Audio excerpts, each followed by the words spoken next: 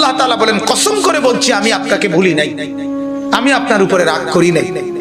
আরেকটা তরজমা হলো ওয়াদুহা শব্দের অর্থ হইল আল্লাহর নবী সাল্লাল্লাহু আলাইহি সাল্লামের এই চেহারা মোবারক যেটা ছিল পৃথিবীর সবচেয়ে সুন্দর, অসম্ভব সুন্দর, অসম্ভব সুন্দর, অসম্ভব সুন্দর, সারা সুন্দর।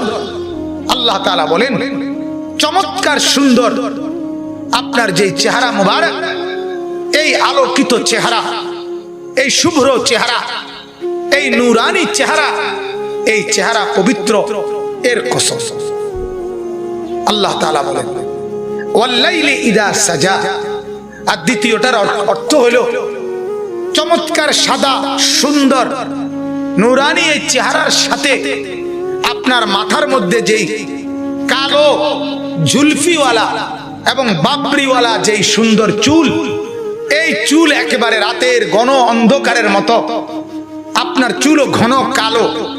তো আপনার সুন্দর চেহারার সাথে ঘন কালো যেই চুল, সেই পবিত্র চুলেরও কসম।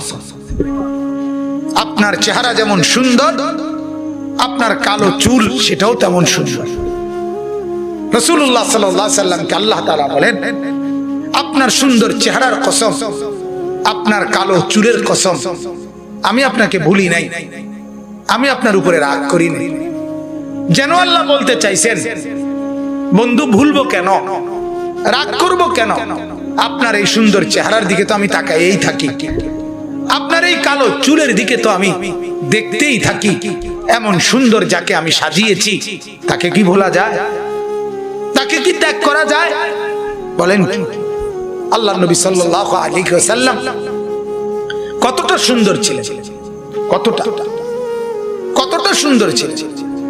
হযরত আয়েশা রাদিয়াল্লাহু তাআলা আনহা বলেন যদি ইউসুফ নবীকে দেখে, যেই 40 জন নারী ইউসুফ আলাইহিস সালামকে দেখে হাতের আঙ্গুল কেটে ফেলছিল ছুরি দিয়ে, সেই মহিলাগুলো যদি আমার নবী, আমার রাসূল সাল্লাল্লাহু আলাইহি সাল্লামকে, আমার স্বামীর শুধু কপাল মোবারক, কপালের এটুকু জায়গা যদি আল্লাহর নবীর দেখতো, হযরত আয়েশা বলেন আল্লাহর কসম ওই মহিলারা তাদের হাতের আঙ্গুল না বরং কলিজার ভেতরে ছুরি লাগাবে।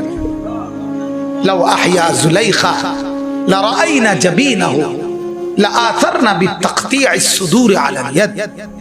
এতটা সুন্দর ছিলেন তিনি। এক সাহাবীকে জিজ্ঞেস করছে আপনি বলেন তো নবী কেমন ছিল? তিনি বলেন ওয়াসিমুল ওয়াজ, মানে হলো এমন সুন্দর যার চেহারা একবার দেখলে আবার দেখতে মন চায়, দ্বিতীয়বার দেখলে প্রথমবারের চাইতে আরো সুন্দর মনে হয়, যত তারে দেখি তত নতুন নতুন সুন্দর মনে হয়।